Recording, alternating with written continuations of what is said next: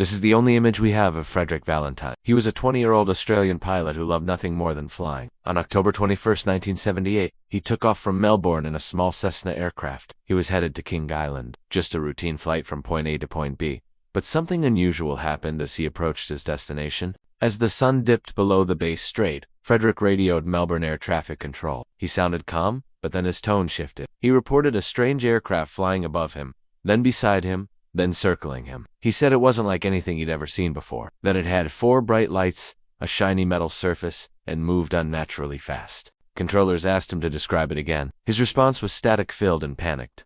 "It's not an aircraft," he cried. "It's not an aircraft at all." And then it was gone. The next transmission from Frederick was a series of metallic scraping sounds, like someone was using a metal scraper to remove paint from a wall. Then his radio went silent. Air traffic controllers tried to raise him again, but there was no reply. They put out a mayday call and began searching for the missing Cessna, but they weren't the only ones. An air traffic controller from another airport picked up an emergency transmission from Frederick, but it wasn't on the radio frequency for his flight.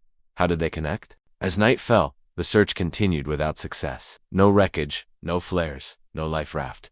The plane had vanished. So had Frederick. Some believe he made a sharp turn and flew towards Tasmania. Others believe he landed the plane and staged his disappearance. Maybe he had a passenger that night and they planned to run away together. Or maybe, just maybe, he was taken by something or someone otherworldly. What we do know is what he said. Right before he vanished, Frederick described a strange aircraft with 4 bright lights. He said it wasn't an aircraft at all. Could this be the only real clue as to what happened that night? Let me know your thoughts.